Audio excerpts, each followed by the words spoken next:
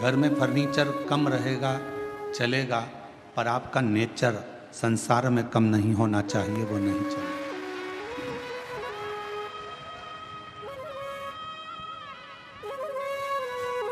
थोड़ा sofa set कम होगा चलेगा, डिनर सेट कम होगा चलेगा, हाफ सेट कम होगा चलेगा, फुल सेट कम होगा चलेगा, पर आदमी अपसेट नहीं होना चाहिए। मालूम पड़े कि उसकी जिंदगी में वो अपने धन है, वैभव है, संपदा है, सत्ता है, सब कुछ है और व्यक्ति अपसेट है, तो क्या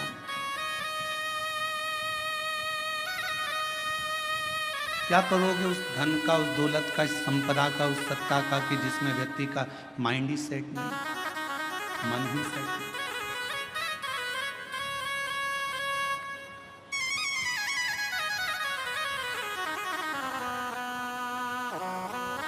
मन को अपसेट मत होने दो। जब जब मन थोड़ा सा भी डोले, जब जब मन थोड़ा सा भी विचलित हो, ये मन थोड़ा सा भी इधर उधर जाए, इस मन को शिव तक लेकर चलो।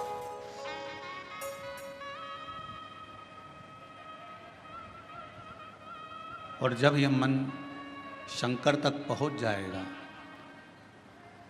कि मैंने तेरे ही भरोसे बाबा, तेरे ही भरोसे हवा बिच उड़ती जावागी बाबा, डोर हटो छड़ी नाम कटी जावागी, भोले मैं तेरी पतन शंभू, मैं तेरी पतन हवा बिच उड़ती जावागी बाबा, डोर हटो छड़ी नाम कटी जावागी, भोले मैं तेरी पतन शंभू, मैं तेरी पतन।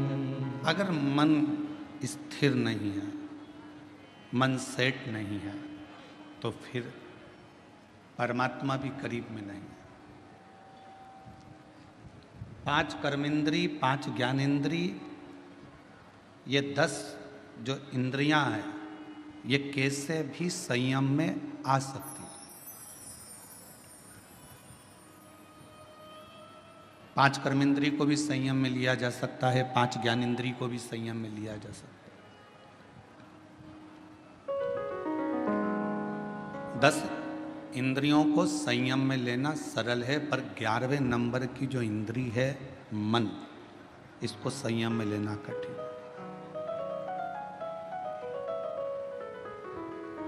ये 11वें नंबर की जो इंद्री है, ये संयम में नहीं रह पाती, इतनी विचलित। आप आए हो कथा सुनने के लिए, बहुत दूर दूर से आए हो। हम जब आ रहे थे तो हमने देखा कि जितनी भी रोड है और जितनी भी कॉलोनियां हैं, आप लोगों की गाड़ियों से भरी पड़ी हुई है। लाखों की संख्या में आप यहाँ पहुँचे हो, पंडालों में पांव रखने की जगह नहीं है। आज कथा का दूसरा दिवस, ये स्थिति है, तो 7 दिन में क्या होगा ये तो भोलेनाथ जी ही जाने।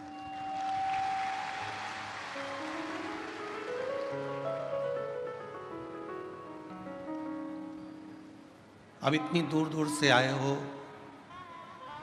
मोटरसाइकिल वाला मोटरसाइकिल चला रहा होगा, पति गाड़ी चला रहा होगा, तुम पीछे बैठी होगी, हमारा जीजा गाड़ी चला रहा होगा, जीजी पीछे बैठी होगी, तो कंधे पर हाथ रख कर बोल रही होगी धीरे चलाओ, कीचड़ हो रहा है।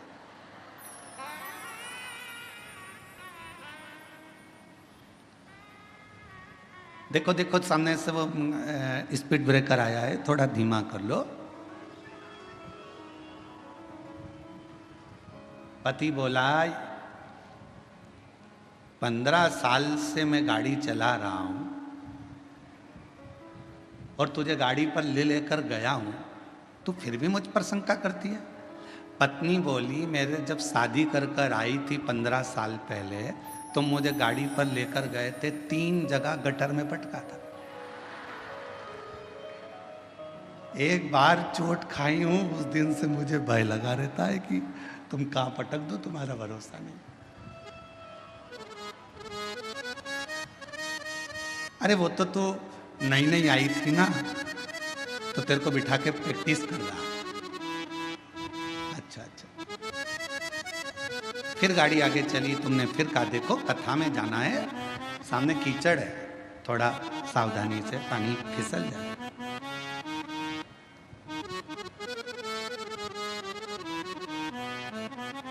ड्राइवर गाड़ी चला रहा है, तुम बाजू में बैठी हो और फिर कह रही हो ए भाई थोड़ा होले होले चला।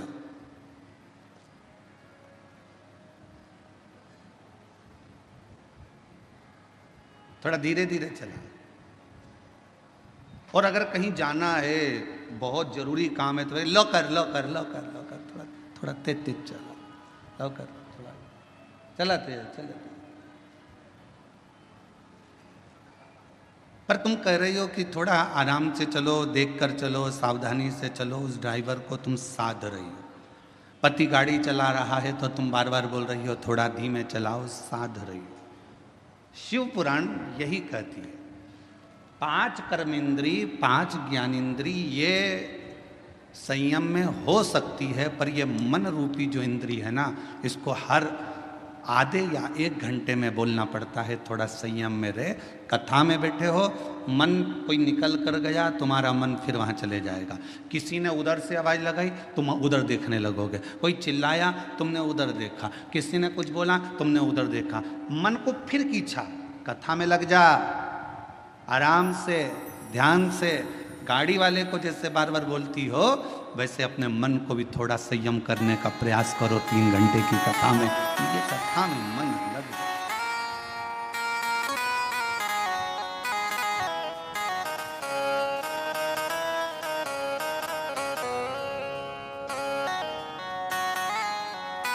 ये चित्त परमात्मा के चरणों में लगा रहा।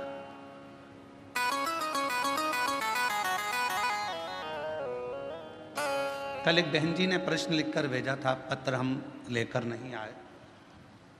उसमें उन्होंने एक पत्र में प्रश्न किया था कि सावन में जो सोमवार होते हैं, सावन में जो शिवरात्रि आती है,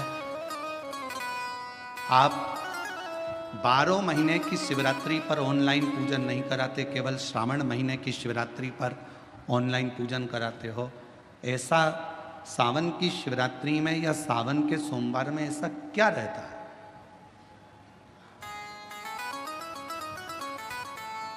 श्रावण की शिवरात्रि में, श्रावण के सोमवार में इतना महत्व क्या रहता है? क्या आप 12 महीने शिवरात्रि पर ऑनलाइन पूजन नहीं कराते, पर सावन के महीने की शिवरात्रि आई कि आप ऑनलाइन पूजन कराते हो और पूरा विश्व, देश, भारत देश ही नहीं, पूरे विश्व में, विदेशों में भी लोग ऑनलाइन पूजन करते। आखिर क्या रहता है? मेरा मेरी जीजी से, मेरी बहन से निवेदन है, तुम दुनिया के साल भर में कितने भी व्रत कर लो, तुम कितने भी उपास कर लो, तुम कितनी भी पूजन कर लो, तुम कितना भी अनुष्ठान कर लो, सारे व्रतों पर, सारे अनुष्ठानों पर, सारी पूजन पर, सावन के महीने के जो सोमवार होते हैं, जो शिवरात्रि होती है, जो प्रदोष होती है, ये पूरे साल के व्रतों पर प्रबलता प्रदान करते हैं, बल देते रहते हैं।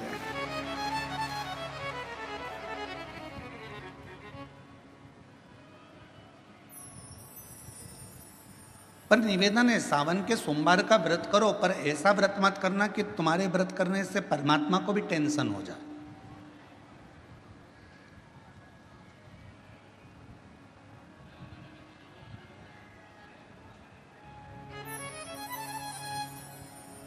कई माताएं व्रत कर लेती हैं, मेरा सावन का महीने में व्रत है, पूरा 1 महीना व्रत करूंगी, 1 लौंग खाऊंगी, 1 गिलास दूध लूंगी, इसके सिवाय कुछ नहीं लूंगी, 1 फल खाऊंगी, इसके सिवाय कुछ नहीं। बहू बेचारी बोल रही मम्मी शुगर ऊपर नीचे हो जाएगी, तुम्हारा बीपी ऊंचा नीचा हो जाएगा, तुम तो खाओ पियो। अब आपको पूरे महीने भगवान शंकर की आराधना भी करना है, पूजन भी करना है, अर्चना भी करना है, जाप भी करना है, कथा भी सुनना है, मंदिर भी जाना है और मालूम पड़ा ऊपर से तुम बीमार पड़ गए तो क्या मंदिर जा पाओगे? जम के तो बोलो नहीं। आराधना कर पाओगे? बैठ कर भजन कर पाओगे? कथा सुन पाओगे? नहीं। इसलिए व्रत ऐसा करना जिस व्रत में तुमको भी टेंशन नहीं, तुम्हारे परिवार को भी टेंशन नहीं और भगवान शंकर को भी टेंशन नहीं, किसी को चिंता नहीं।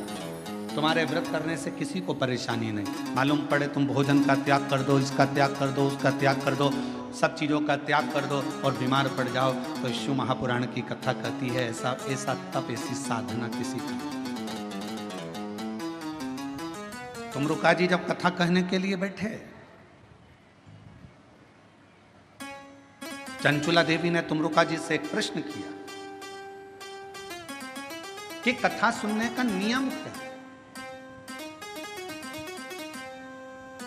गीता प्रेस गोरखपुर की शिव महापुराण की कथा लेकर आना, उसमें पढ़ना शिव महापुराण कथा महत्तम।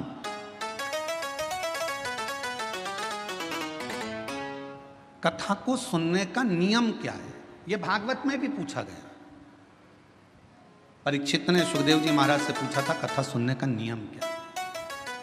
शिव पुराण में चंचुला देवी तुमरुका जी से पूछ रही हैं कि कथा सुनने का नियम क्या है, क्या नियम है कथा सुनने का? तो कहा एक समय फलहार करो, शिव महापुराण की कथा को श्रवण करो, भागवत कथा को सुनो। इतना ना बने, एक समय फलहार करो, दूसरे समय भोजन करो, पर शिव महापुराण की कथा को जरूर सुनो।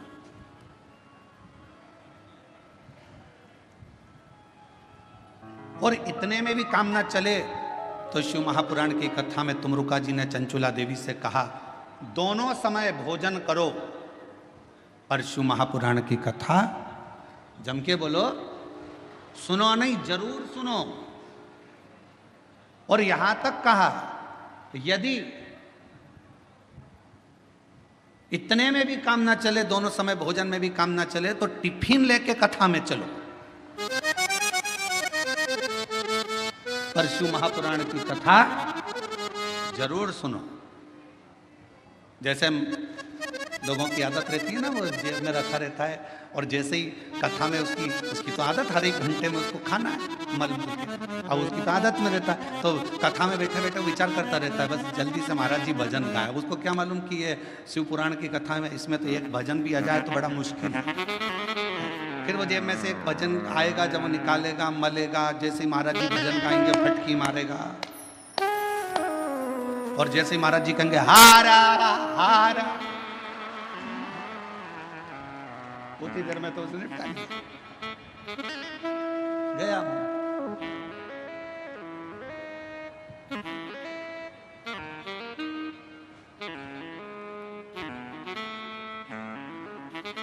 और दवा दुबू के इतनी शांति से बैठा, पड़ोसन को भी लग रहा है कितना अच्छा व्यक्ति है, आवाज तक नहीं आ रही है, उसको क्या मालूम मुंह में फंसा पड़ा है आवाज। अब ये तो शंकर जी जाने और वो जाने। उसकी पत्नी जानती थी तो उसने तुरंत कह दिया खा लिया, झूठ बोल रहे, खाओ मेरी कसम, कथा चली रही है और दोनों एक दूसरे की कसम खा रहे, खाओ मेरी कसम।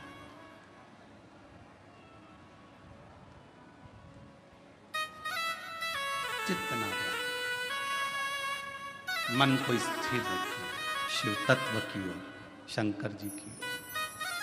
और ये 10 इंद्रियां को संयम करना सरल है, पर 11वें नंबर की जो इंद्री है मन, इसको संयम करना, इसको संयम करना बहुत कठिन। ये मन बड़ा चंचल है, कैसे तेरा भजन करूं, जितना इसे समझाऊं तो नहीं।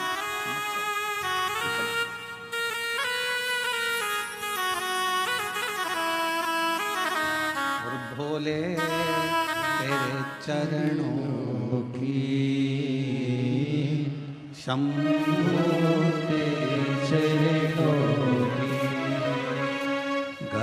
धूल जो मिल जाए बाबा तेरे चरणों की, गर धूल जो मिल जाए सच कहता हूँ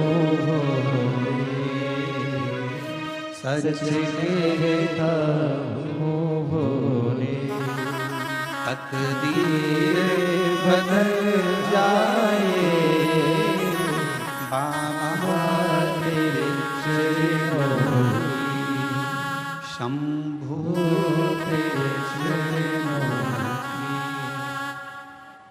इस मन को संयमित करना ये दुनिया का सबसे कठिन, बहुत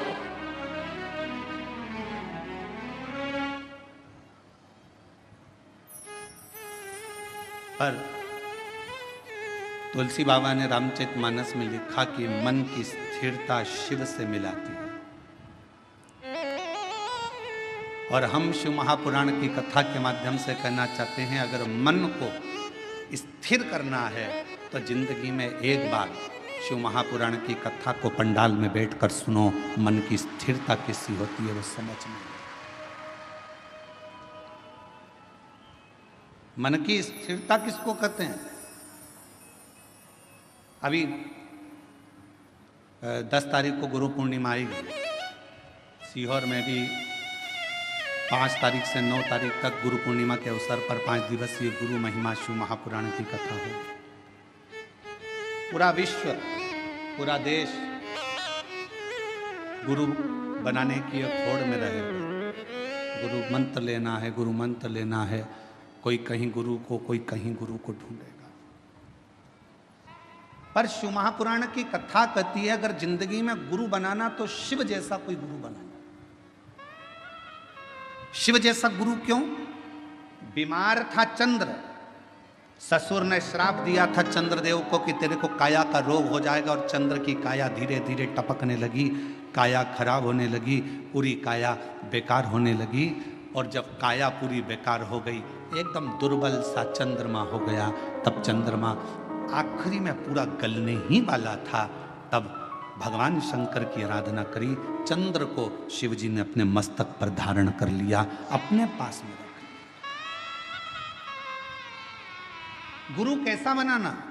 शंकर जैसा कोई गुरु मिले जो ये ना देखे कि आप धनपति हो, करोड़पति हो कि रोड़पति हो, आप गरीब हो कि अमीर हो, आप ब्राह्मण हो, क्षत्रिय हो, वैश्य हो कि शूद्र हो।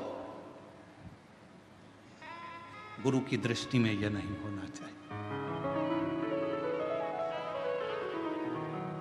गुरु की दृष्टि में यह नहीं देखा जाता कि आप ब्राह्मण हो कि क्षत्रिय हो कि वैश्य हो कि शूद्र हो। गुरु तो गुरु होता है। मेरे शंकर भगवान ने चंद्र को भी अपने पास में रखा, मेरे शंकर भगवान ने राहु को भी अपने पास में रखा, मेरे शंकर भगवान ने केतु को भी अपने पास में रखा, मेरे शंकर भगवान ने 9 ग्रह अपने पास में रखे। और मेरे शंकर भगवान ने जब भुजंग सांप, जिसको दुनिया का कोई व्यक्ति अपने पास में नहीं रखता, कौन होगा जो अपने घर में सांप को रखेगा? कोई सांप को अपने पास नहीं रखता। मेरे शंकर भगवान ने उस भुजंग सांप को भी अपने पास रखा। कौन होगा जो भूत प्रेत डाकनी पिशाचनी पिशाचों को अपने पास रखता होगा, जिसकी भाषा तक कोई नहीं जानता, जिसके बोलने का तरीका कोई नहीं जानता? भगवान 33 कोटि देवता में कोई देवता ऐसे नहीं थे जो भूत और प्रेत को अपने पास में रख लें, डाकनी पिशाचनी को अपने पास रख लें और भूत प्रेत को अपने पास रख लें। कौन? उनकी आवाज़ नहीं पहचानते। कभी वो चिल्ला देते, कभी वो अपशब्द कह देते, कभी ताना दे देते, कभी अड़भंग का काम कर देते।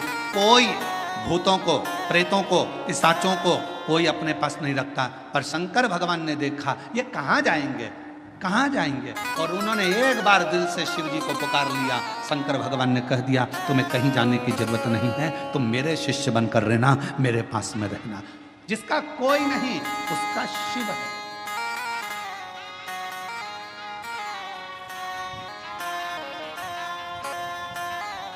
इसलिए पूरी दुनिया में केवल विश्व का एक ही नाथ है और उसका नाम विश्व, जम के बोलो, विश्वनाथ है।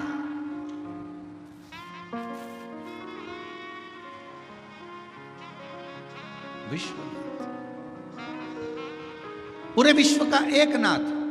कोई भूखा ना रहे, कोई प्यासा ना रहे, सबका पेट भरा रहे, कोई खाली पेट ना सोए, ये विश्वनाथ का कार्य है। कोई भूखा नहीं। और शंभु शरणे पड़ी मांगो घड़ी रे घड़ी दुख काटो दया करी दर्शन आपो शंभु शरण पड़ी मांगो घड़ी रे घड़ी दुख काटो दया करी दर्शन आपो। पंढरपुर कौन कौन गया? हाथ उठाओ जरा। सब गए हो? हम भी गए। ठीक है। एक बार भगवान श्री हरि विट्ठल से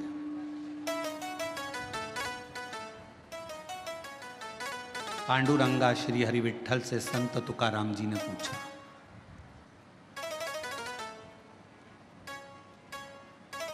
संत तुकाराम जी ने कहा, हाथ जोड़कर पांडुरंगा के सामने संत तुकाराम जी बैठ गए श्री हरि विट्ठल के सामने। विट्ठल विट्ठल विट्ठल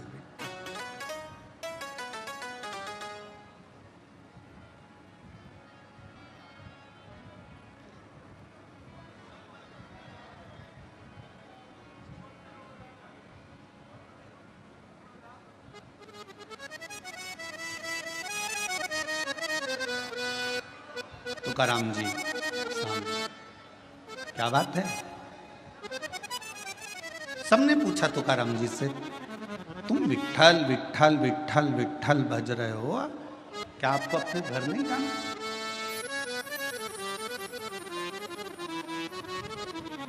क्या आपको अपने घर नहीं जाना?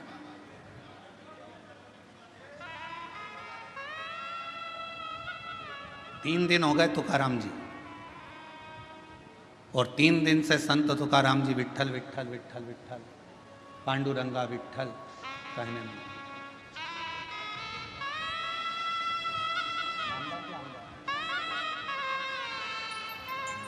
हमारे बीच में माननीय नामदार श्री संजय जी शिर साहब यहाँ पधारे हैं, सामाजिक न्याय विभाग मंत्री महोदय, महाराष्ट्र राज्य शासन थे।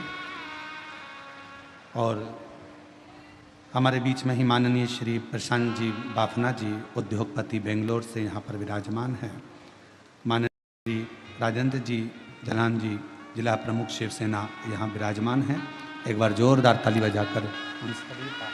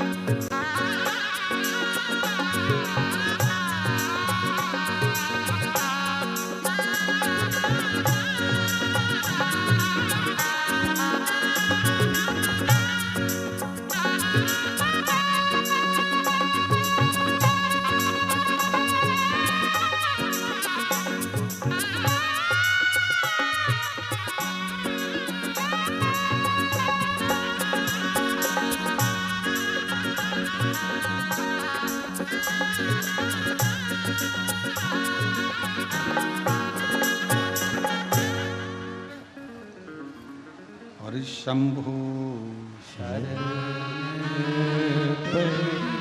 मांगो घड़ी रे घड़ी दुख काटो दया करी दर्शन आपो शंभु शरण पड़ी मांगो घड़ी रे घड़ी दुख काटो दया करी दर्शन आपो।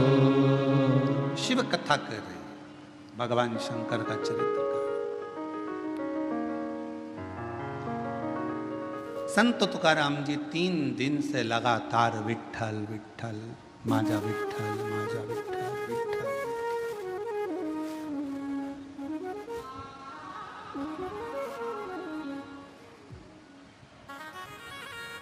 माजा विठ्ठल माजा विठ्ठल माजा विठ्ठल विठ्ठल।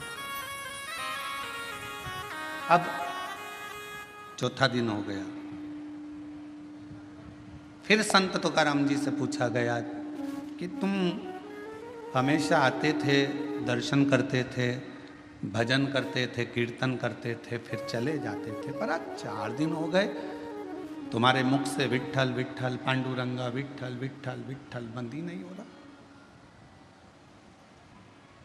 चौथा दिन पूरा निकल गया, 5वां दिन आ गया, माजा विठ्ठल माजा विठ्ठल माजा विठ्ठल।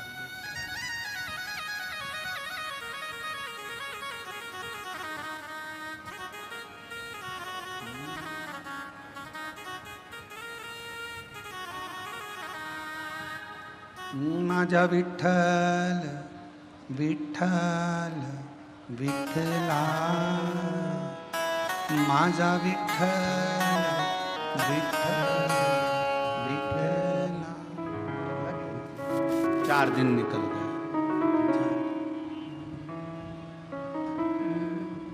5वां दिन आ गया। अब कोई पूछने के लिए नहीं आया। अब संत तुकाराम जी से पूछने के लिए स्वयं हरि विठ्ठल मंदिर छोड़कर बाहर आ गए चौक में।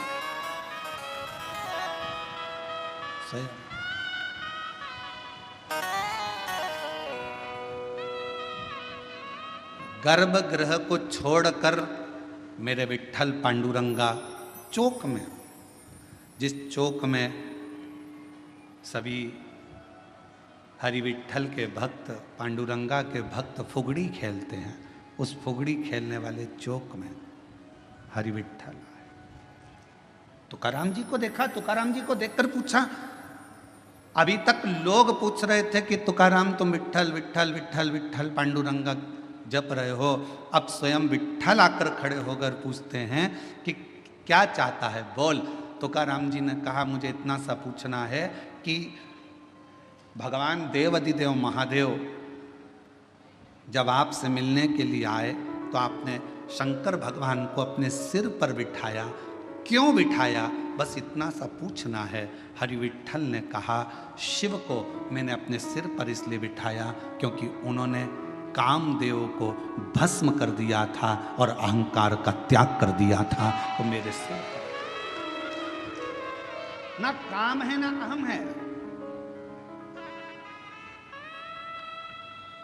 ना काम है ना अहम है।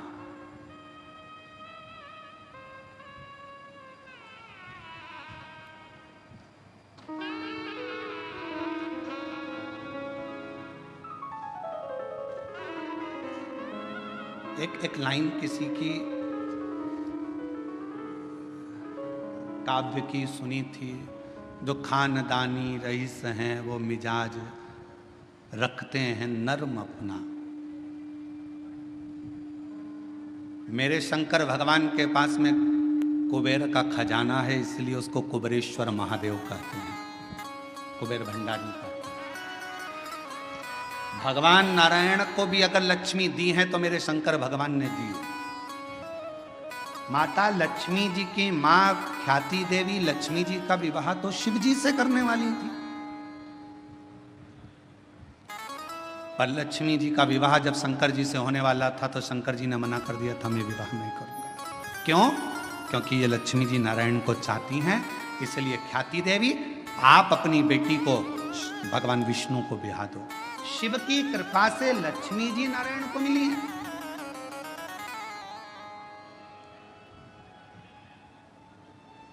और माता लक्ष्मी को भी अगर वैभव दिया है तो मेरे शंकर भगवान ने दिया। कुबेर का भंडार अगर किसी को दिया है तो मेरे शंकर भगवान ने दिया, शिव ने। और शिव की नम्रता, मेरे भगवान शंकर की नम्रता, मेरे शंकर भगवान की शीतलता, करुणा कितनी विचित्र है। कोई आया भंगेड़ी कहकर चले गया, कोई आया गंजेड़ी कहकर चले गया, कोई आया अपशब्द कहकर चले गया, कोई ने कह दिया यह पशुओं का देवता है, इसका नाम पशुपतिनाथ। अगर पशुओं के देवता हैं, पशुपतिनाथ हैं, तो भगवान राम जी को भी रावण से जब युद्ध लड़ना था तो भगवान राम जी ने भी तप कर कर शंकर भगवान से वो पाशुपत्य अस्त्र को प्राप्त किया था। और भगवान कृष्ण को भी जब युद्ध मैदान में जाना था तो उन्होंने पाशुपत्य अस्त्र को प्राप्त किया। जरा विचार करिएगा, दुनिया के लोगों ने कहा ये पशुओं के देवता हैं, दुनिया के लोगों ने कहा ये भांग पीते हैं, दुनिया के लोगों ने कहा ये गांजा पीते हैं, दुनिया के लोगों ने कहा शिव ऐसे हैं, दुनिया के लोगों ने कहा शंकर ऐसे हैं, दुनिया के लोगों ने उनको अलग कर दिया। शिव बिल्कुल अलग हो गए, अलग सब देवताओं को मानने लगे, पर शंकर के मंदिर बंद से हो गए थे, शिव के मंदिर में जाले लगे रहते थे। पर आज की स्थिति में जब दुनिया की दृष्टि में यह आ गया कि शंकर से बड़ा कोई करुणा सागर नहीं है, तो मंदिर भी खुल गए, द्वार भी खुल गए और शिव का आनंद भी हो गया। बोल बम का नारा है, इतना धीमा बोलोगे तो कल्याण तुम्हारा है। जरा जम के बोलो, बोल बम का नारा है, सारी समस्या का हल श्री शिवाय। दुनिया की दृष्टि में आ गया कि शिव की नम्रता क्या है, दुनिया की दृष्टि में आ गया शिव की कोमलता क्या है, दुनिया की दृष्टि में आ गया कि शंकर की करुणा क्या है।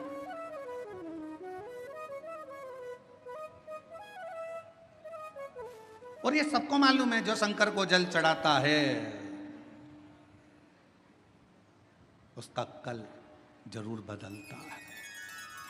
जिसको अपना कल बदलना है उसको जल चढ़ाना प्रारंभ कर देना चाहिए, जरूर।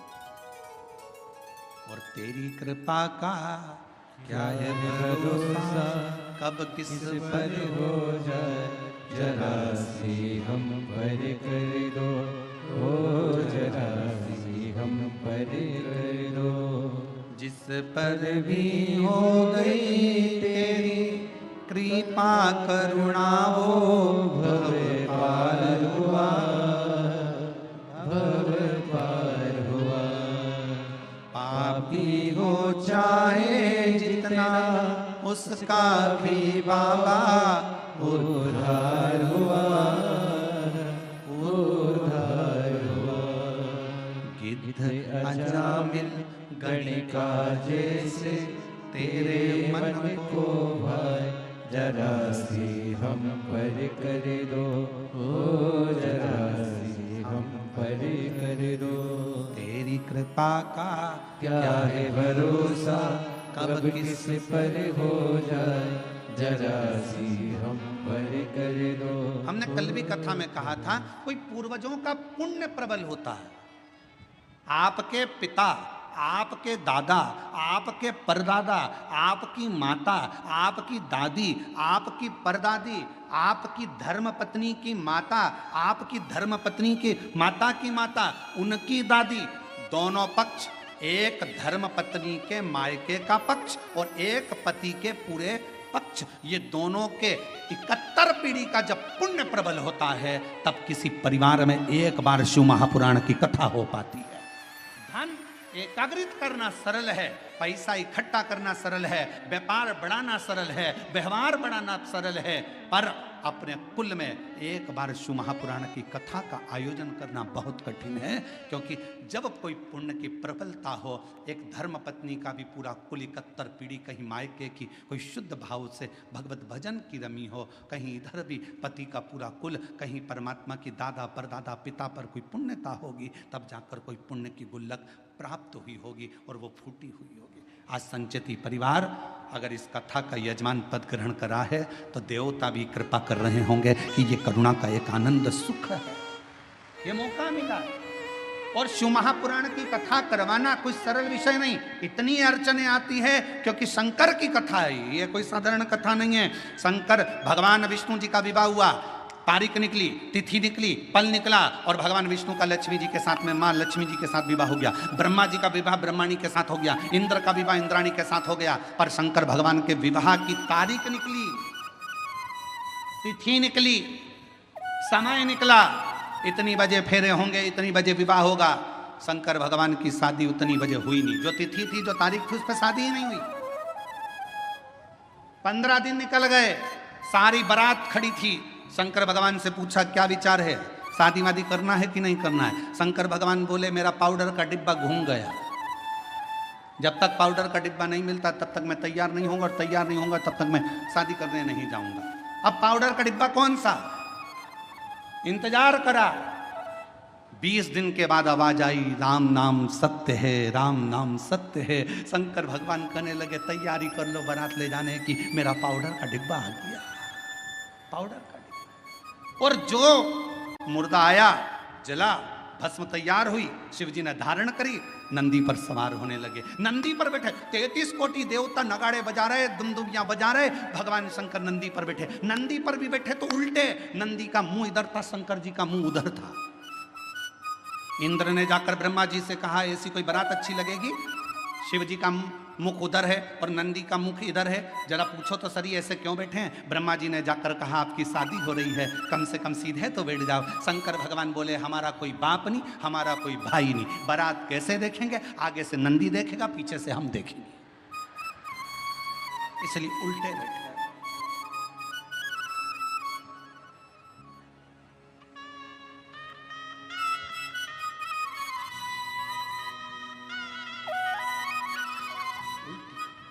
बारात थोड़ी सी दूर चली, और बारात थोड़ी सी दूर चलने पर, जब शिव जी की बारात थोड़ी दूर पर चली, चलने के बाद में शंकर भगवान ने देखा मेरा एक गण साइड में पेड़ के ऊपर उल्टा टंगा हुआ है, मेरा भूत प्रेत उल्टा टंगा है। शिव जी ने उसको देखा, पूछा तू नहीं आया, उसने मुंडी हिला दी, टंगे ही टंगे उल्टा, मुंह टंगे टंगे बोला मैं कैसे आऊँ, मेरे को किसी ने बुलाया नहीं, आऊँगा तो भगा देंगे। शंकर भगवान बोले चिंता मत करो, मैं बुलाता हूँ। शिव जी ने डमरू खड़काया, देवताओं ने आकर कहा तुम्हारी शादी हो रही है, बैंड बाजे हम बजा तो रहे हैं, तुम्हें बजाने की जरूरत क्या है। शंकर भगवान बोले शादी मेरी तो बाजे भी मैं ही बजाऊंगा।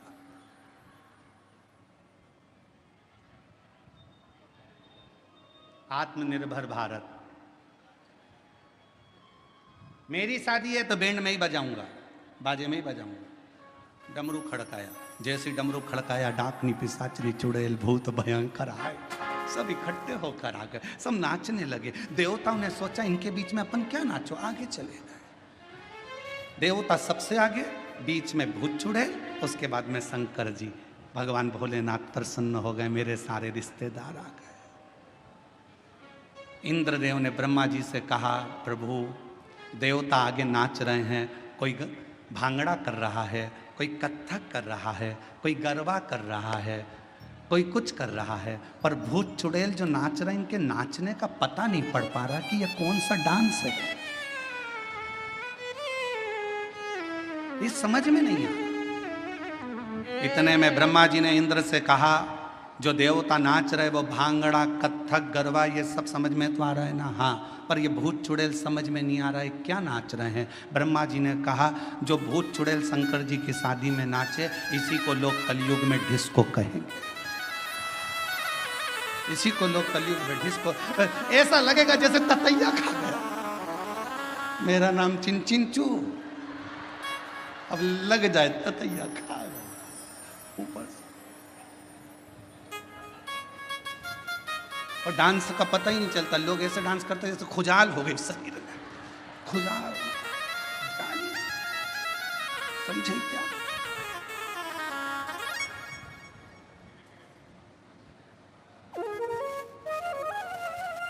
इसी को डिस्को कहें, इसी को डिस्को। अब शंकर तो शिव है, अड़भंगे, सबको साधा मेरे शंकर ने, सब। शिव के पास कोई अहंकार की कोई भी एक परिभाषा नहीं, अहंकार का कोई संबोधन नहीं। भगवान पांडुरंगा हरि विठल से स्वयं संत तुकाराम जी पूछ रहे हैं कि शिव को आपने सिर पर बिठाया, क्यों? क्योंकि उन्होंने काम को जला दिया था, अहंकार को नष्ट कर दिया था। शिव के पास ना काम है ना अहम है, शिव के पास तो केवल एक राम नाम है, उसके सिवाय कुछ नहीं, कुछ नहीं।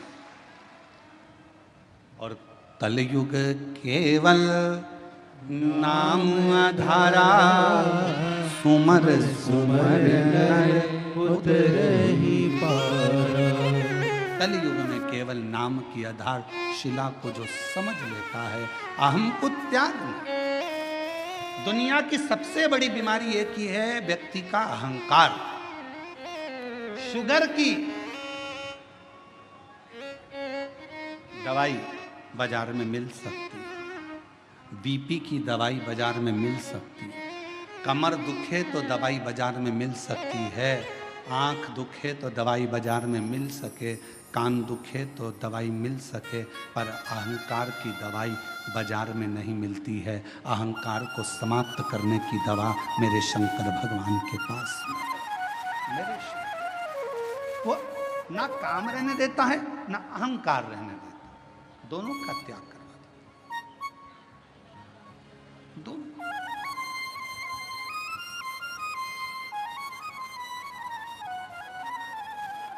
तुम जाकर देखो, राम जी के मंदिर में जाओगे तो तुम्हारे लिए आसन बिछाया जाएगा। कृष्ण भगवान के मंदिर में जाओगे तो तुम्हारा आसन भी बिछेगा, सर्वश्रेष्ठता रहे। पर शंकर जी के मंदिर में इतनी भी जगह नहीं रहती कि आसन बिछाया जाए। जमीन पूरी गीली, चारों तरफ गीला गीला। कोई इधर से आया लोटा ढोल गया पानी का, कोई उधर से आया तो पानी शंकर जी को चढ़ाना था, तेर पे चढ़ाकर चले गया। शिव है, तुम कितने भी करोड़पति हो, धनपति हो, वैभवपति हो, सत्तापति हो, चाहे तुम्हारे पास में कितना भी वैभव है, पर शंकर के मंदिर में, शिव महापुराण में और शंकर जी के दरवाजे पर अहंकार समाप्त हो जाता है। वहां तुम्हारे पास क्या है क्या नहीं वो पूरा समाप्त हो जाता है। वो तुम्हारे घर पर होगा, शंकर के दरवाजे पर तो केवल एक शून्यता रहती है और वो शून्यता में शिव बसता है, और वो बसता है तो जीवन का कल्याण करता है। शून्यता। बेजापुर कब आया? छत्रपति संभाजी नगर से चले गाड़ी को लेकर, आगे आया 70 किलोमीटर दूर बेजापुर, और आगे बढ़े 60 किलोमीटर, और आगे बढ़े 57, 56, 55, 54, 53, 52, 51, फिर और आगे बढ़ते बढ़ते 50, फिर 49, ऐसे चलते चलते चलते चलते चलते चलते धीरे धीरे और आगे बढ़े। बेजापुर 10 किलोमीटर, बेजापुर से और आगे बढ़े, वहाँ से और आगे बढ़ते बढ़ते बेजापुर फिर 9, आप लोग बोलते जाओ 8, फिर 7, बेजापुर 6, 5, 4, 3, 2, 1। उसके बाद बेजापुर आते से ही मिलेगा शून्य। बोलो सही है कि गलत है? अरे जम के तो बोलो। बेजापुर कहाँ आया? जहां शून्य आया, जीरो आया, समझ लो वहां बेजापुर आ गया।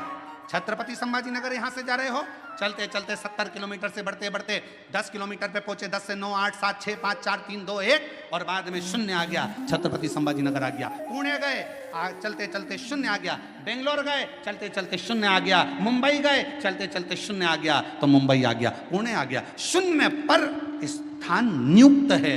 उसी तरह जब तुम्हारे भीतर एक शून्यता, ये कुछ भी मेरा नहीं है शिव शंकर सब तेरा है, जब एक शून्यता आकर खड़ी हो जाएगी, समझ लेना तुम शिव के दरवाजे पर आ गए और शिव तुम्हारे हृदय में आकर विराजमान हो गया। शून्य है।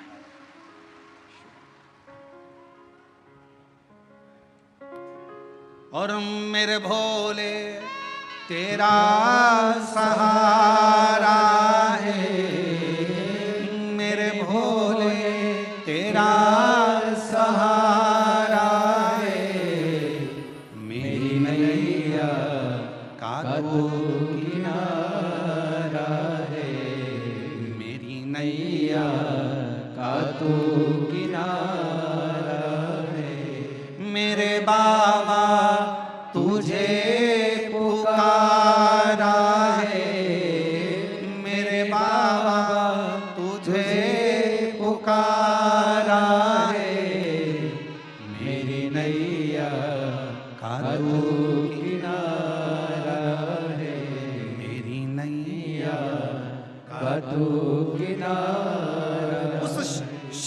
समझने के लिए शून्यता की जरूरत पड़ती है।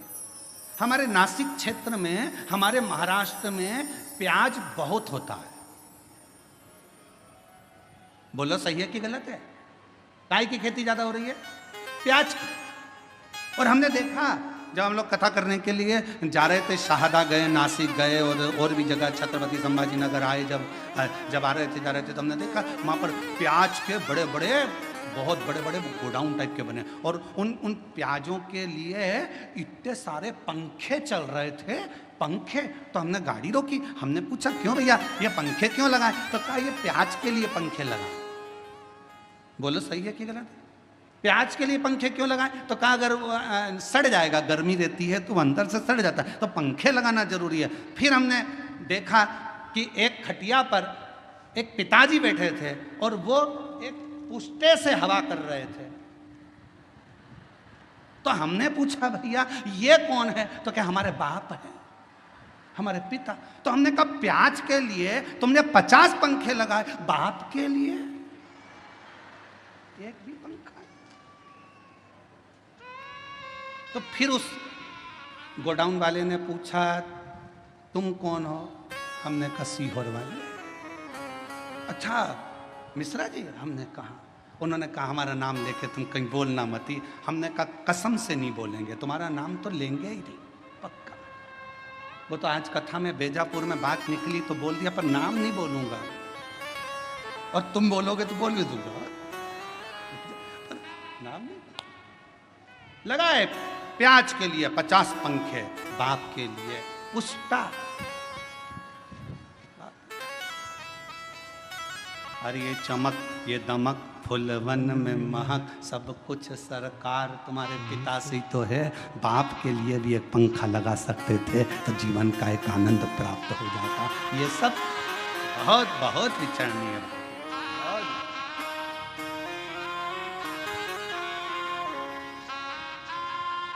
कभी मौका लगे तो हमारे सीहोर में आकर देखो, हमारे बाबा के धाम पर, कुबरेश्वर धाम पर, वृद्ध माताओं के लिए, बुजुर्गों के लिए, आम भक्तों के लिए जो वहाँ भोजन प्रसाद होता है, मेडिकल व्यवस्था होती है, चिकित्सा व्यवस्था होती है, बच्चों के लिए जिनके पास एजुकेशन का पैसा नहीं होता, उनके कॉलेज की फीस, स्कूल की फीस सब वहाँ से जमा होती है। बच्चों के पास, जिनके पास किताबें कॉपियाँ नहीं होती, समिति उनको किताब कॉपी स्कूल की दिला देती है। उनकी ड्रेस नहीं होती तो ड्रेस दिला दे। कभी देखो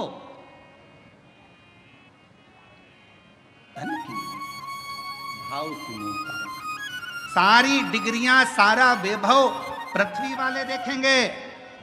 तुम्हारी डिग्रियां चाहे डॉक्टर की हो, कलेक्टर की हो, एसपी की हो, आईजी की, डीआईजी की, चाहे कमिश्नर की, तहसीलदार की, पटवारी की, सारी दुनिया की जितनी डिग्रियां होती हैं, इंजीनियर, सीए, सारी डिग्रियां केवल पृथ्वी पर चलेगी। वहां तो एक ही डिग्री चलेगी, तूने अपने माता पिता की सेवा कितनी करी, तूने भूखे को भोजन और प्यासे को पानी कितना पिलाया, वहां एक ही डिग्री देखी। वहां नहीं देखा जाएगा कि तेरे पास डिग्री कौन सी थी। नहीं साहब मैं इंजीनियर, नहीं साहब मैं मजिस्ट्रेट, नहीं साहब मैं इस फलाना कोर्ट का मजिस्ट्रेट हूँ, मैं इतनी बड़ी पदवी पर रहा हूँ। भगवान भी कह देगा नीचे बैठे रे, फालतू बात करना मत, नीचे चले डिग्री, ऊपर चले तेरे कर्म, कर्म के सिवाय ऊपर कुछ नहीं चलता। इसलिए फिर निवेदन, मत बुरे कर्म कर बंदे वरना पछताएगा, भगवान की आंखों से तू बच नहीं पाएगा, तू बच नहीं पाएगा। ऊपर जाते से ही कह दिया जाएगा तेरा क्या होगा रे कालिया, होगा क्या तेरा, तेरे कर्म के लेख से तुझे प्राप्त होगा कि तुझे क्या देना है। क्या कितनी सुंदर कथा है। एक बहुत विद्वान महाराज जी मर गए, बहुत विद्वान, खूब प्रवचन देते थे, मर गए, ऊपर गए। बैकुंठ का दरवाजा बंद था, सब लाइन लगा के खड़े थे।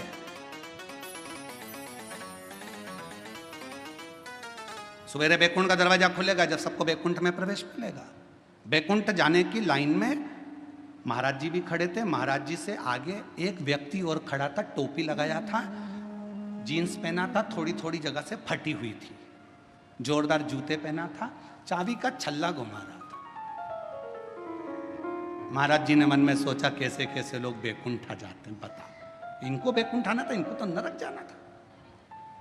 सवेरे बैकुंठ का दरवाजा खुला, नाम लिया गया, आ जाओ साहब, आ जाओ साहब। चाबी का छल्ला वाला व्यक्ति आया, तुम कौन? मेरा नाम ये है। अच्छा, क्या करते थे? गाड़ी चलाता था, बस। अच्छा, एक काम करो, बैकुंठ में वो सामने एक जो महल बना है उसमें चले जाओ, चांदी का सिंहासन है, सोने का पलंग है, डनलप के गद्दे हैं, अप्सराएं आएंगी, आपको भोजन कराएंगी, पंखा झेलेंगी, सोने की थाली में आपको भोजन करना है। वाह वाह वाह, धन्य, इतना सुंदर बैकुंठ। पंडित जी ने सोचा, प्रवचन देने वाले महाराज ने सोचा, जब एक ड्राइवर को इतना अच्छा रूम मिल सकता है तो मुझे तो, मैं प्रवचन देता हूँ। आओ, तुम कौन? मैं प्रवचन देता था। एक काम करो, वो सामने जो टूटा हुआ जो झोपड़ा है उसके अंदर चले जा, आटा रखा है, खुद की रोटी बनाना, खाना, सब्जी बोना, खाना। इतने में तो पंडित जी चिल्लाने लगे, मैं प्रवचन देने वाला, मैं कथा कहने वाला, इतना बड़ा महाराज, इतना बड़ा महाराज, और उस गाड़ी के ड्राइवर को तुमने एसी का रूम दिया और मुझे टूटा हुआ झोपड़ा। इतने में धर्मराज ने कहा, यहाँ पर न्याय चलता है। महाराज जी बोले, न्याय नहीं, यहाँ न्याय चलता है, पैसा चलता है, रिश्वत चलती है, तुमने उससे कुछ ले लिया होगा, यहाँ फालतू बात मत करो, यहाँ न्याय चलता है। तो न्याय कैसा? मैं इतना प्रवचन देने वाला, मुझे टूटे झोपड़े में भेज दिया, वो गाड़ी चलाने वाला, उसको एसी का रूम दे दिया, डनलप का गद्दा, चांदी का पलंग, सोने का सिंहासन, सोने की थाली में रोटी, यह कैसे हो सकता है? इतने में धर्मराज ने कहा, भाई यहाँ कर्म देखा जाता है। महाराज वो गाड़ी चलाता था, बस को चलाते चलाते बस इतनी तेज चलाता था कि अंदर जितने बैठे रहते थे सब हनुमान चालीसा पढ़ते थे।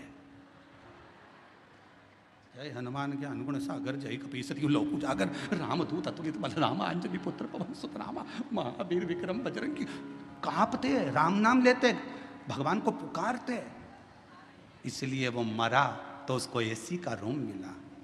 महाराज तुम प्रवचन देते थे तो लोग दीवार से टिक टिक के सोते थे, इसलिए उसको बैकुंठ में एसी का रूम और तुमको टूटा झोपड़ा मिला। इतना कर्म का लेख देख। इसलिए मेरी जीजियों, मेरा ध्यान देना, तुम सो मत जाना। तुम सो गई तो सियोर वाला निपटा तो मालूम पड़े बेचारे को टूटा झोपड़ा मिले से तो काम। तुम जागती रहना, और बोलो तो बीच बीच में चिल्लाना चालू करता हूं, जागते रहो।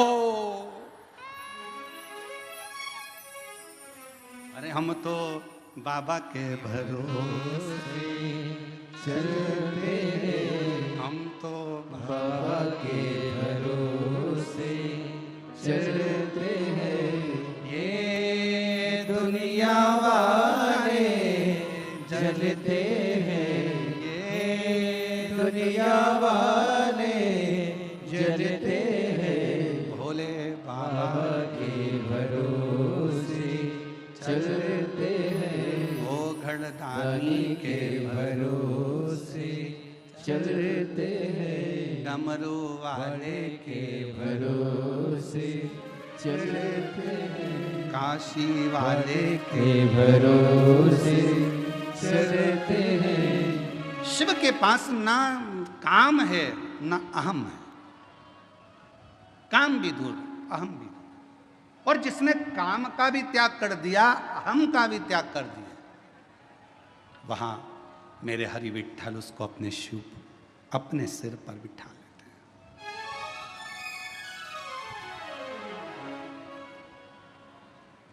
अपने मस्तक पर बिठा लेते हैं।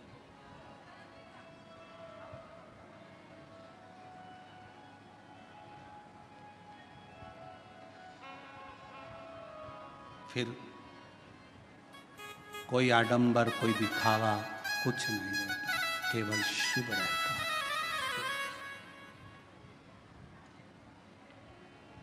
वो एक लाइन आप लोग गाते हो ना, देहाची तिजोरी भक्ति चाँच उघड़दार देवा, उघड़दार देवा, उघड़दार देवा, उघड़दार देवा।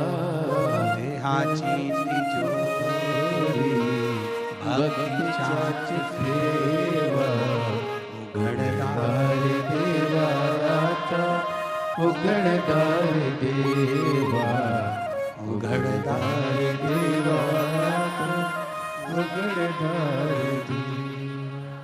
अब ये शरीर जो मिला वो शिव के लिए ही तो मिला, भजन के लिए ही तो मिला, सत्कर्म करने के लिए मिला। पूर्व में ना जाने कौन सा अच्छा काम किया था जो आज भगवान ने भरपेट भोजन दिया, राजसी ठाट दिया, वैभव दिया, धन दिया, दौलत दी, संपदा दी, सत्ता दी, नाम दी, शोहरत दी, इज्जत दी, घर में संतान दी, वैभव दिया, वंश दिया। ये पूर्व का कोई कर्म करा होगा, नहीं तो तुम्हारे नाम के तो कितने पैदा हुए, तुम्हारे साथ में ना जाने कितने पैदा हुए। एक ही हॉस्पिटल में कितने बच्चे उसी तारीख को, उसी तिथि को, उसी पल में, उसी घड़ी में कितने पैदा होते हैं। क्या सब करोड़पति बन जाते? क्या सबका नाम चल जाता? नहीं, तुम्हारे पूर्व में तुमने कुछ अच्छा कर्म करा था तो आज बाबा ने दिया है, आज कर कर जाओगे फिर बाबा दे देगा, और फिर कर कर जाओगे फिर दे देगा। नहीं तो एक ही नाम के राम सिंह राम सिंह राम सिंह नाम के ढेर, भानु प्रताप भानु प्रताप भानु प्रताप ढेर। 15 तारीख को जितने जन्म लिए 15 को ढेर सारे जन्म लिए। 9:15 पर जितने जन्म होंगे 9:15 पे ना जाने कितने करोड़ बच्चे जन्म होंगे, कितने लाखों जन्म होंगे। पर तुम्हारे ऊपर शिव की कृपा हुई है तो मतलब कहीं ना कहीं तुम्हारा पूर्व का कर्म अच्छा है। कहा कोई पिछले जन्म के अच्छे कोई पिछले जन्म के अच्छे कर्म मुझे बाबा तेरा। ये पूर्व का कर्म अच्छा था, अच्छी पत्नी मिल गई, अच्छा पति मिल गया, अच्छे बच्चे मिल गए, अच्छा कुटुंब मिल गया। एक भी गड़बड़ निकल जाता तो हालत खराब हो जाती। मकान बनाने के लिए अच्छे मिस्त्री की जरूरत होती है और घर के लिए अच्छी स्त्री की जरूरत होती है। मिस्त्री गड़बड़ निकल जाए तो छत पे पानी भरा ही रहता है और स्त्री गड़बड़ निकल जाए तो मुंह फूला ही रहता है। बहुत ध्यान देने वाला विषय। मिस्त्री गड़बड़ निकल गया, छत पे अगर ढाल नहीं दिया, सही तरह से छत नहीं बनाई, सही तरीके से मकान नहीं बनाया, बाथरूम नहीं बनाया, पानी भरा रहेगा। फिर दिन भर वाइपर से निकालते रहो और बाद में मन से कोसते रहो, ऐसा बाथरूम बनवाया, पानी नहीं निकल रहा, बता उसकी जाली में फंस गया, पानी नहीं निकल रहा, वाइपर से निकाले, झाड़ू मारे तब जाकर पानी निकले, छत पे पानी भरा गया, निकल नहीं रहा। किसको दोष दोगे? मिस्त्री को। मिस्त्री ऐसा मिला, मकान बनाने वाला ऐसा मिला, अच्छा लेकर आना था, कैसा बनाया उसने, छत पे पानी भरा रहा है। मिस्त्री और स्त्री ये दोनों का श्रेष्ठ होना जरूरी है। मिस्त्री अगर अच्छा है तो मकान अच्छा बनता है, और स्त्री अगर अच्छी है तो घर अच्छा बनता है, परिवार अच्छा बनता है, कुटुंब अच्छा बनता है। दोनों की समता होना चाहिए, दोनों की श्रेष्ठता होना चाहिए, और ये श्रेष्ठता आपके भीतर हो। शिव कथा कर रही है, भगवान शंकर का चरित्र कर रहा है, भगवान ओघड़दानी का चरित्र कर रहा है, भगवान हरि विठ्ठल का चरित्र कर रहा है, मेरे शंकर भगवान का चरित्र कहता है, शिव तत्व कहता है। जब माँ पार्वती मैया बाल्य अवस्था में थी तब भगवान शंकर की आराधना में लीन रहती थी, आराधना। और शिव की कृपा से, शंकर की करुणा से, उनकी उदारता से पार्वती मैया के तेज पुंज से एक प्रकाश, उस प्रकाश से जल, और उस जल से बेलपत्र का वृक्ष प्रकट हुआ। बेलपत्र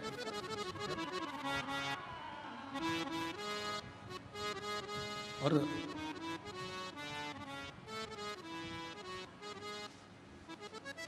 शिवजी के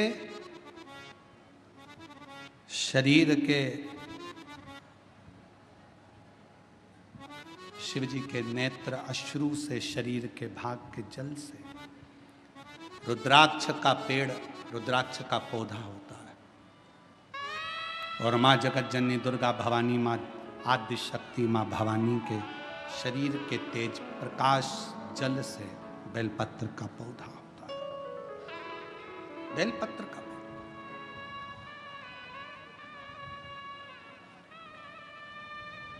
पूरे विश्व के जितने श्रोता शिव जी के, शंकर जी की पवित्र कथा को सुन रहे हैं, आपसे निवेदन, चातुर्मास के 4 महीने में एक नियम बनाओ। मैं ज्यादा कुछ ना कर सकूं तो 4 महीने में कम से कम 4 पौधे मैं बेलपत्र के जरूर लगाऊंगी, कहीं ना कहीं बेलपत्र का वृक्षारोपण जरूर करूंगी। क्यों?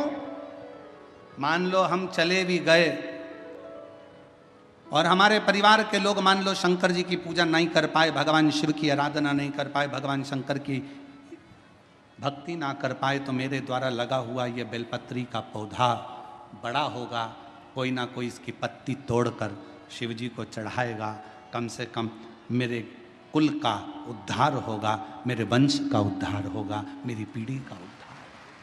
लगाओ।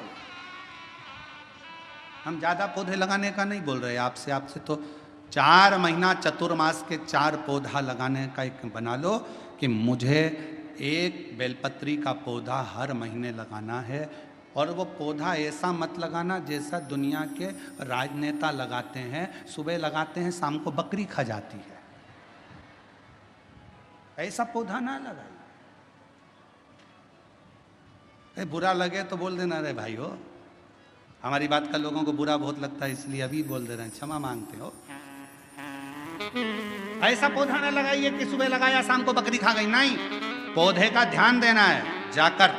और पौधा इतना सा भी मत लगाना कि उसको पनपने में टाइम लगे, थोड़ा बड़ा करो अपने घर के अंदर, एक गमले में लगा लो, 2-3 महीना बड़ा कर कर पौधे को, जैसे एक बेटी को पाल पोस कर बड़ा करते हो, बच्चों को बड़ा करते हो, ऐसे बेलपत्र के पौधे को बड़ा करो, उसको खूब परवरिश करो, फिर उसको कहीं ऐसी जगह जाकर लगाओ जहाँ तुम अगर पानी भी ना दे पाओ तो उसको कम से कम पानी मिलता रहे और वो बड़ा होकर भगवान शंकर के ऊपर उसकी एक बेलपत्र चढ़ती रहे, ऐसा भाव रखो। पेड़ पौधे तो बहुत लगते हैं, रोज मीडिया पर भी आता है इतने पौधे लग गए, इतने पौधे लग गए, मालूम पड़े वो पौधे फिर दिखे ही ना, तो क्या मतलब का? पौधे लगाओ, ज़्यादा नहीं तो एक लगाओ पर सुरक्षित लगाओ, लगना चाहिए कि तुम्हारा लगाया गया पौधा। बेलपत्र का पौधा माता पार्वती जी के द्वारा प्रकट किया गया। बेलपत्र के वृक्ष की गणना करी गई। बेलपत्र के वृक्ष की जो जड़ होती है उसमें मां गौरी का स्थान होता है।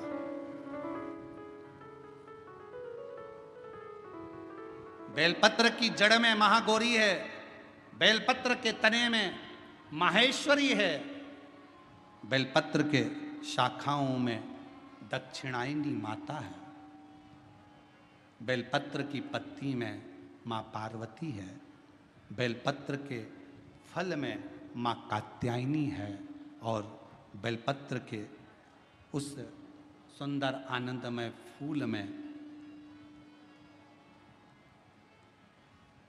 उस फूल के अंदर माँ गौरी विराजमान है। ऐसा पूरा बेलपत्र के वृक्ष की गणना करी गई। चाहे शाखा हो जड़ हो, बेलपत्र के पूजन का कितना भी एक पत्र आया है, अच्छा है, देखिए।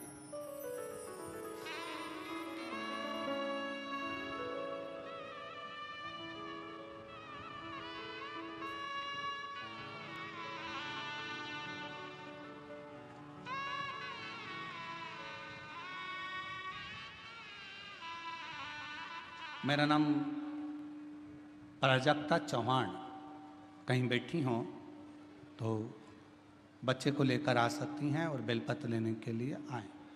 मेरा नाम प्राजक्ता चौहान, पत्र को आप लोग एलईडी पर पढ़ सकते हैं, आस्था चैनल पर पढ़ सकते हैं। मैं श्री रामपुर से आई हूँ। मेरी शादी को 9 साल हो गए थे पर संतान का सुख नहीं था। हमारे शहर के हर एक डॉक्टर को दिखाया। एक बार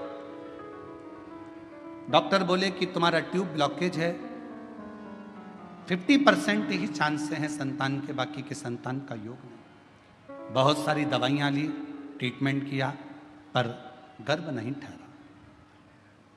समय निकलता गया, टेस्ट बेबी करवाया, उसमें भी फायदा नहीं मिला। आखिरी में किसी ने फिर कहा, शिव पुराण की कथा आती है, सफेद आंकड़े की जड़ का प्रयोग करो। मैंने 2-3 बार उसको भी किया, पर ना जाने क्या खराबी, क्या दिक्कत। फिर आयुर्वेदिक इलाज भी करवाया, पर कोई असर नहीं दिखा। आखिरी में किसी ने कहा कि बेलपत्री के वृक्ष के नीचे जाकर दीप लगाना, जल छोड़ना, और सफ़ेद आंकड़े की जड़ का प्रयोग कर कर बेलपत्र के नीचे ही किसी को खीर का प्रसाद का भोग लगाना, वही मैंने किया। पशुपतिनाथ का व्रत करा और बाबा की ऐसी कृपा हुई कि 9 साल के बाद गर्भ ठहर गया और 10 जनवरी 2025 को पुत्रदा एकादशी के दिन बाबा की कृपा से मुझे पुत्र प्राप्ति हुई। मैं बाबा को प्रणाम करती हूँ। पुत्र का फोटो भी लगाया हूँ, बेटे का फोटो लगाया। शिव की कृपा किसको। एक पत्र और अच्छा है, देखिए।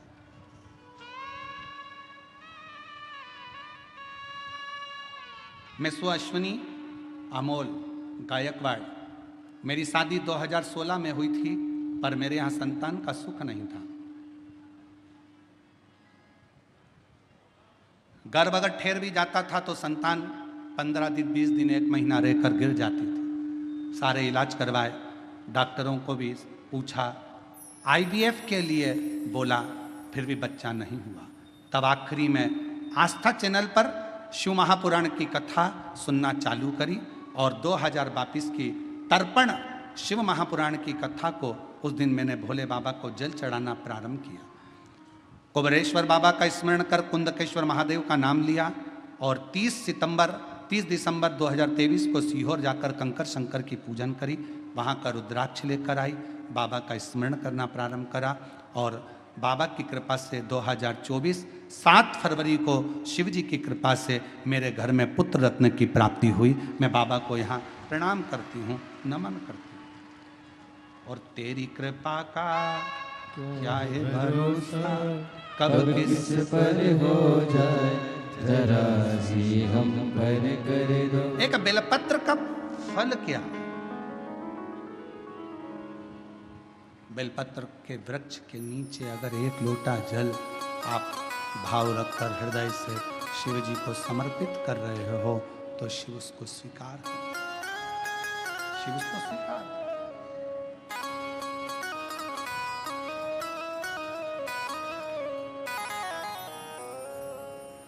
शंकर उसे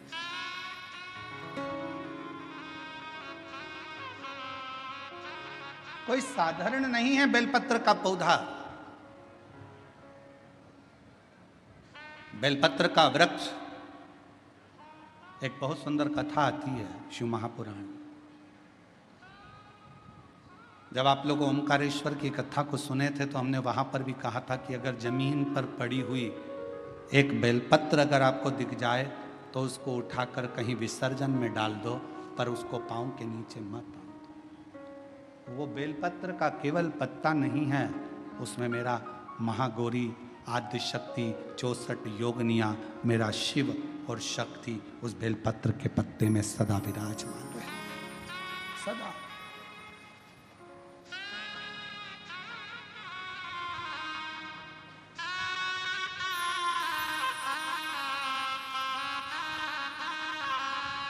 आप उसको जितना हृदय से पूजोगे,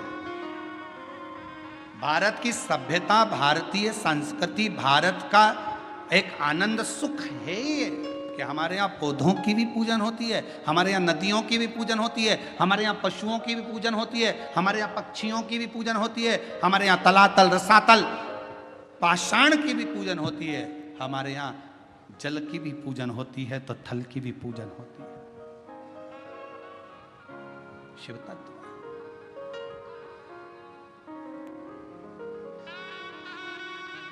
इसलिए शिव महापुराण की कथा भगवान शंकर का पवित्र चरित्र वर्णन कर रहा है, शिव तत्व कह रहा है, भगवान शंकर का पवित्र चरित्र कह रहा है।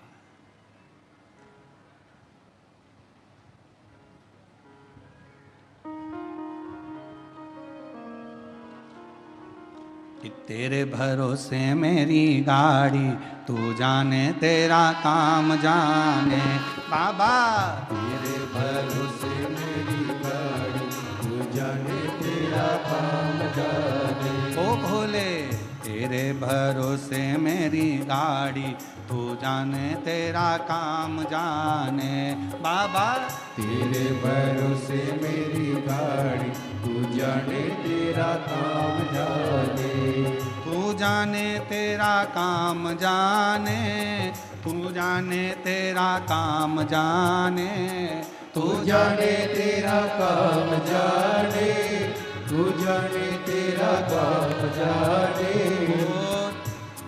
भरोसे मेरी गाड़ी, तू जाने तेरा काम जाने। ओ भोले तेरे भरोसे मेरी गाड़ी, तू जाने तेरा काम जाने। दोनों हाथों से बड़े प्रेम से।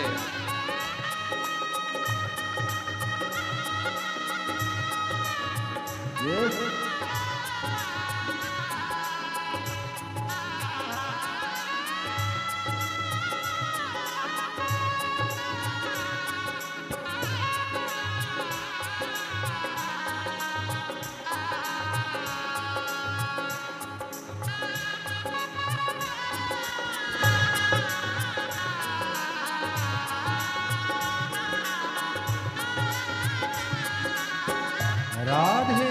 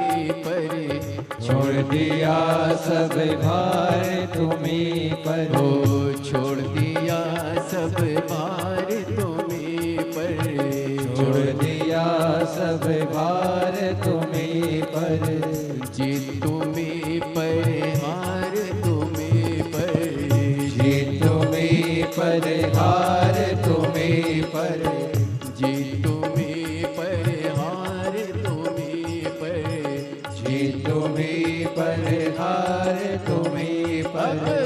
पहले है तुम्हारी, तू जाने तेरा काम जाने, अब पहले है तुम्हारी, तू जाने तेरा काम जाने, तू जाने तेरा काम जाने, तू जाने तेरा काम जाने, तू जाने तेरा काम जाने, तू जाने तेरा काम जाने।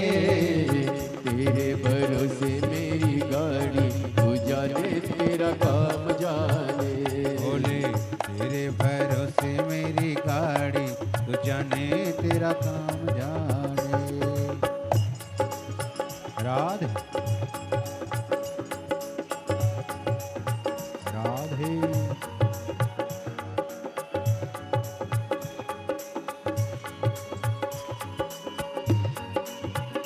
शंभो हरि बोल। राधे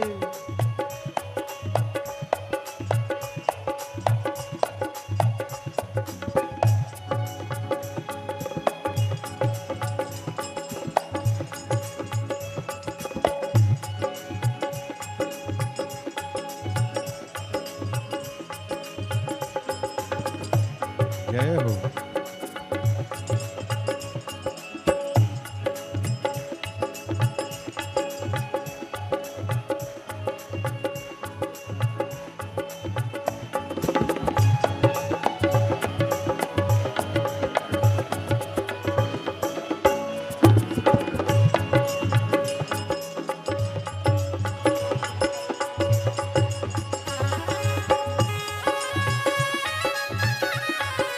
राधे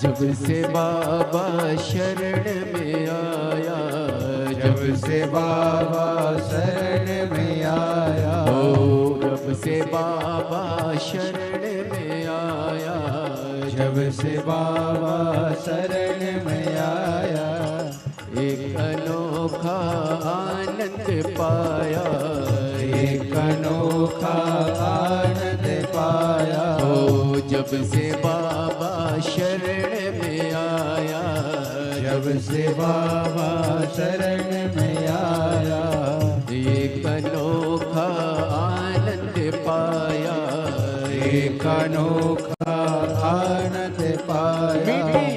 जग की चिंता सारी तू जाने, तेरा काम जाने, मिटी जग की चिंता सारी तू जाने, तेरा काम जाने, तू जाने तेरा काम जाने, तू जाने तेरा काम जाने, तू जाने तेरा काम जाने, तू जाने तेरा काम जाने, तेरे भरोसे मेरी गाड़ी, तू जाने तेरा काम जाने, बाबा तेरे भरोसे मेरी गाड़ी, तू जाने तेरा काम जाने।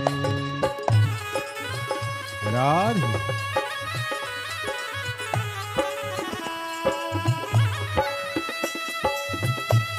राधे राधे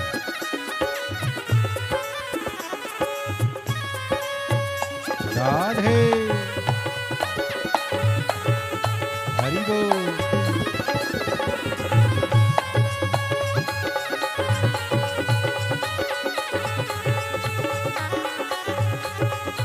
राधे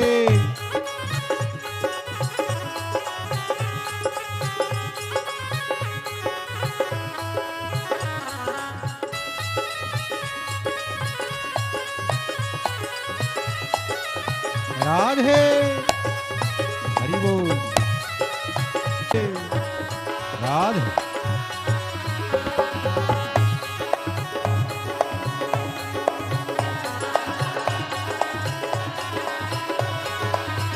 शंभो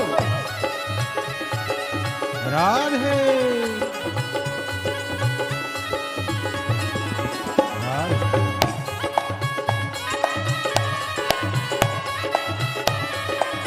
राधे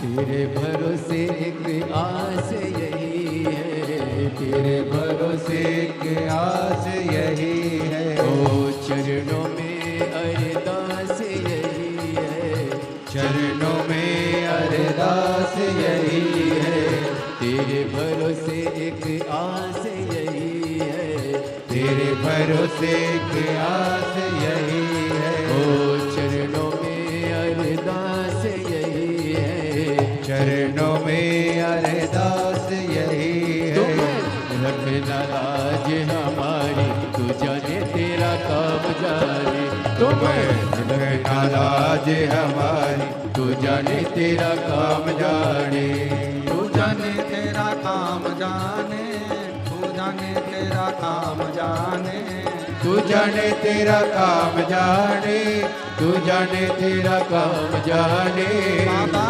तेरे भरोसे मेरी गाड़ी, तू जाने तेरा काम जाने, बाबा तेरे भरोसे मेरी गाड़ी, तू जाने तेरा काम जाने, ओ भोले तेरे भरोसे मेरी गाड़ी, तू जाने तेरा काम जाने, भोले तेरे भरोसे मेरी गाड़ी, तू जाने तेरा काम जाने।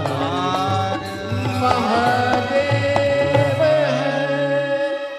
अपने स्थान पर बैठकर बाबा देवाधिदेव महादेव से अपने मन का भाव दिल से प्रार्थना करिए, विनय करिए, निवेदन करो, जहाँ जगह मिले वहाँ बैठकर बाबा को अपने मन का भाव कहें, विनय करो, निवेदन करो, दिल से प्रार्थना करिए, दिल से विनय करिए, निवेदन करिए। जहाँ जहाँ जगह मिल जाए वहाँ वहाँ बैठ जाओ।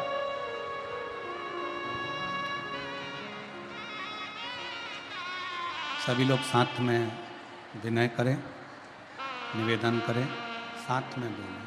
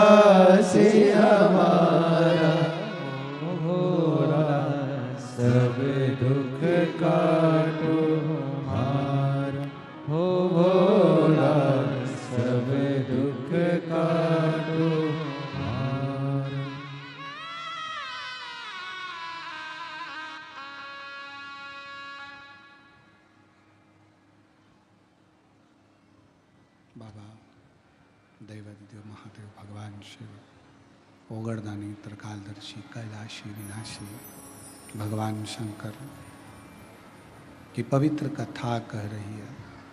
शिव महापुराण की कथा वर्णन कर रही है। शिव तत्व कह रहा है कि शिव जी को अहम और काम दोनों ही श्रेष्ठ नहीं।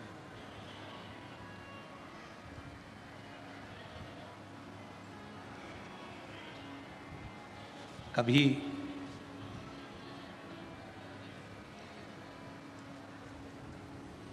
यदि मन में बहुत बड़ा कोई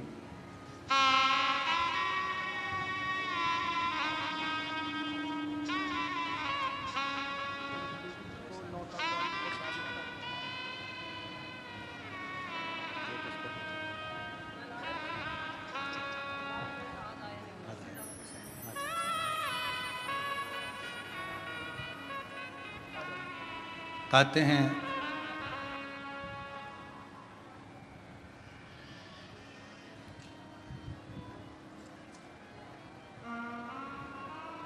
एक 1000 अश्वमेध यज्ञ का फल एक बेलपत्र के वृक्ष के नीचे बैठकर भगवान शंकर के मंत्र का 108 बार जाप करने से प्राप्त हो जाता है। 1000 अश्वमेध यज्ञ का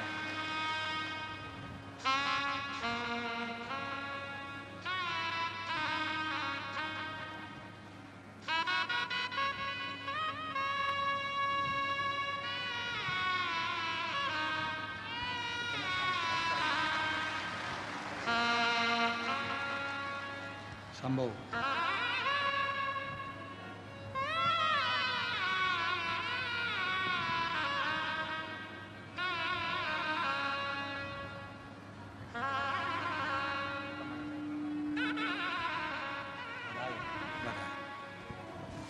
आठ साल के बाद बाबा की कृपा से प्राप्त हुआ। एक बार जोरदार ताली बजाएं। शिव कथा कह रही है, भगवान शंकर का चरित्र कह रहा है। बेलपत्र का वृक्ष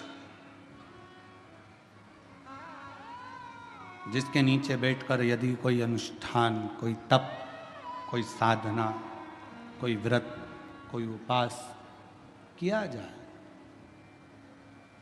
उसका 1000 लाख गुना फल है।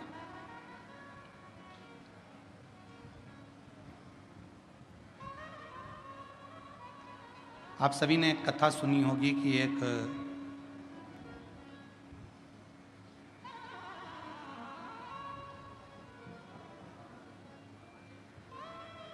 बकरी ने बेलपत्र के पत्ते को खा लिया था और सिंह ने उस गांव में जंगल में रात्रि के समय पर आक्रमण कर कर उस बकरी का शिकार कर लिया।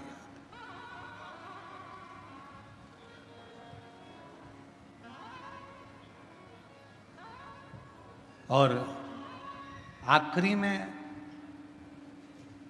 जब बकरी मर गई, शेर का भी अंत समय आ गया, जब उसके प्राण छूटे, तो देवलोक में जब वो गया तो आखिरी में दोनों को, बकरी को भी और उस सिंह को भी, पृथ्वी पर दूसरी बार जन्म नहीं लेना पड़ा। वो शंकर के धाम में चला गया। शिव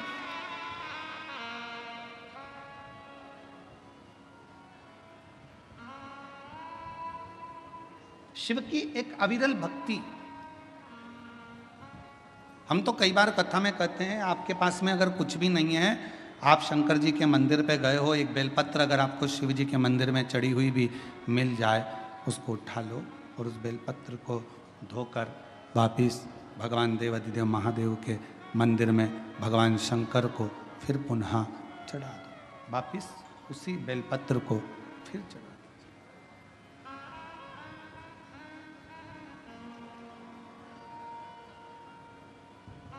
और कई बार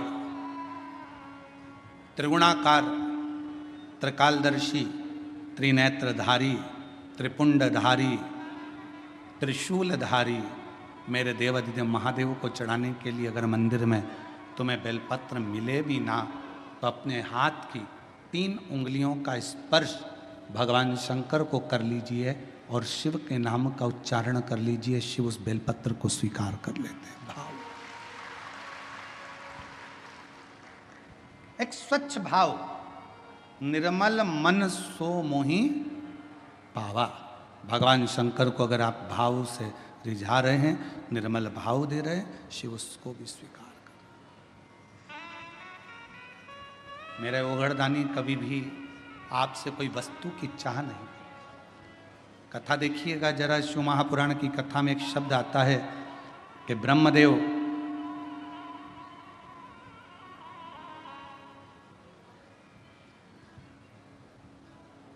भगवान नारायण के सामने जाकर कहते हैं कि मैं शिव को नहीं स्मरण करता।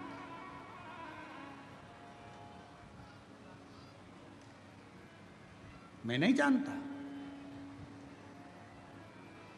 कौन शिव, कौन सृष्टि के रचना करता।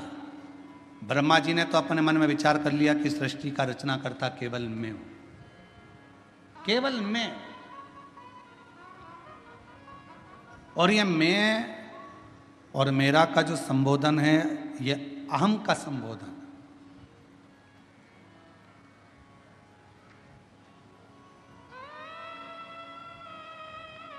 महाराज,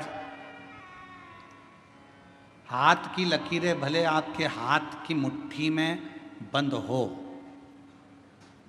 हाथ की लकीरें भले आपके हाथ की मुट्ठी में बंद हो, पर मुट्ठी में ये लकीरें बंद कर सकते हो, पर काबू नहीं कर सकते। आपके हाथ की लकीरों में जो लिखा है वो काबू में तो केवल एक देव अधिदेव महादेव ही कर सकता है, उसके सिवा कोई नहीं कर सकता। कोई कौन करेगा? एक पत्र आया, एक पत्र में उसने लिखा, मेरा नाम सुनीता प्रकाश हिवाले है, मैं बेजापुर की रहने वाली हूँ, मेरा मोबाइल नंबर ये है। पत्र को अगर आप देखेंगे तो उसमें उन्होंने लिखा कि डॉक्टर्स, जितने डॉक्टरों को दिखाया सब डॉक्टरों ने एक ही बात कही कि तुम मां नहीं बन सकती। आप ही हैं, आ जाओ, लियाओ बाबू। 17 साल संतान का सुख नहीं था। कितने साल? जम के बोलो। 17 साल संतान का सुख नहीं था। पत्र में आप लोग पढ़ सकते हैं। मेरी शादी को 17 साल हो चुके थे, संतान का सुख नहीं था। डॉक्टरों से इलाज करवाया पर डॉक्टरों ने बोल दिया था कि तुम कभी मां नहीं बन सकती, तुम मां नहीं बन सकती।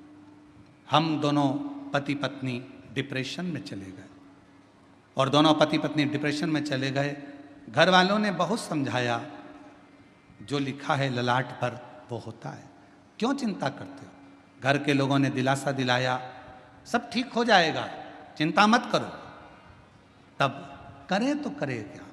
17 साल तक इलाज कराने के बाद भी डॉक्टरों ने कह दिया कि मां नहीं बन सकती। आखिरी में हमारे एक रिश्तेदार ने कहा, एक लोटा जल सारी समस्या का हल।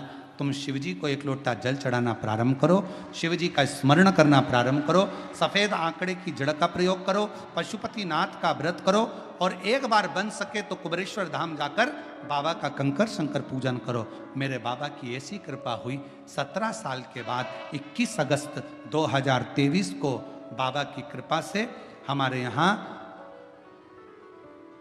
21 अगस्त 2023 श्रावण के पहले सोमवार को ही मेरे बाबा ने पुत्र रत्न की प्राप्ति कराई। मैं बाबा को यहाँ प्रणाम करने के लिए 17 साल के बाद। और एक पत्र में मैं बेजापुर से हूँ, बेंदवाड़ी बेजापुर की रहने वाली हूँ। मेरा नाम रेखाबाई नंदू कहारे है। 18 साल तक संतान का सुख नहीं था, और 18 साल जब संतान का सुख नहीं आया तो डॉक्टरों को दिखा दिखा थक गए।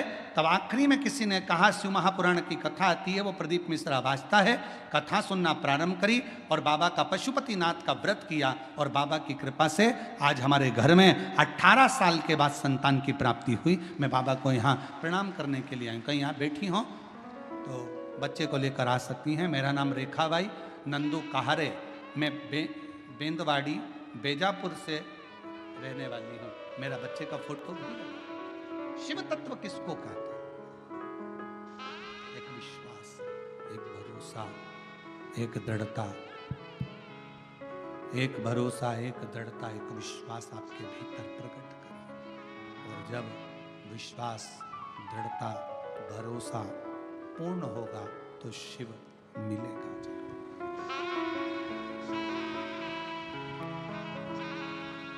भरोसा, तेरे मंदिर में आना मेरा काम है, मेरी बिगड़ी बनाना तेरा। ब्रह्मा जी के मन में एक संशय था कि सृष्टि की रचना तो मैं करता हूं, सृष्टि का रचना करता तो मैं हूं, तो फिर शिव कौन? शिव कौन? शिव क्या? हमारे मन में भी यह भाव उत्पन्न हो जाता है कि घर में चला रहा हूँ, परिवार में चला रहा हूँ, कुटुंब में चला रहा हूँ, सब काम मैं कर रहा हूँ। और सत्यता देखी जाए, अगर ये शरीर से श्वास चली जाए तो चलाने वाला तो कोई और है। हम तो केवल एक निमित्त मात्र हैं, जो हम तो केवल एक निमित्त मात्र हैं जो चलाते हुए दिख रहे हैं। बाकी के हमारे हाथ में कुछ नहीं, कुछ नहीं।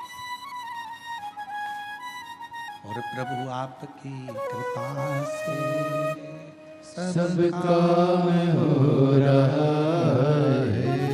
प्रभु आपकी कृपा से सब काम हो रहा है। करते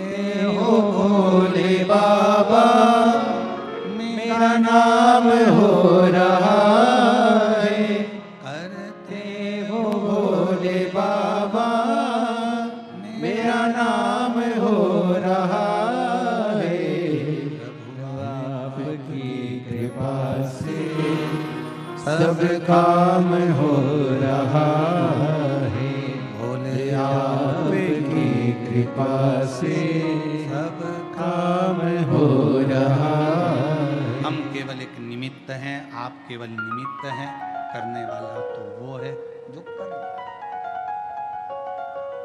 ब्रह्मा जी के मन में संशय उत्पन्न हो गया।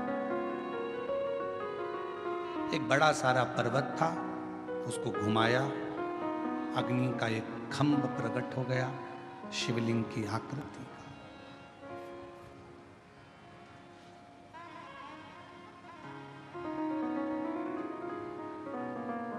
ब्रह्मा जी ने भगवान विष्णु से पूछा कि यह कौन है। भगवान नारायण ने कहा यही शिव है। एक प्रतीक चिन्ह,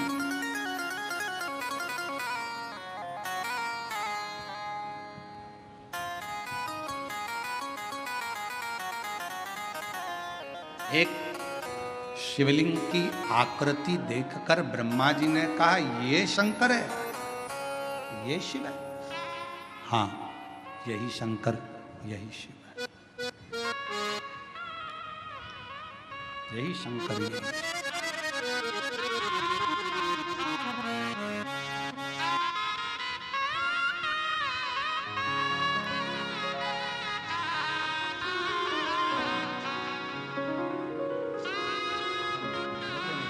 बाबा दे दिया, ले, प्रणाम करो बाबा को, प्रणाम करो जल्दी से, प्रणाम प्रणाम। 17 साल के बाद हुआ है, एक बार जोरदार ताली।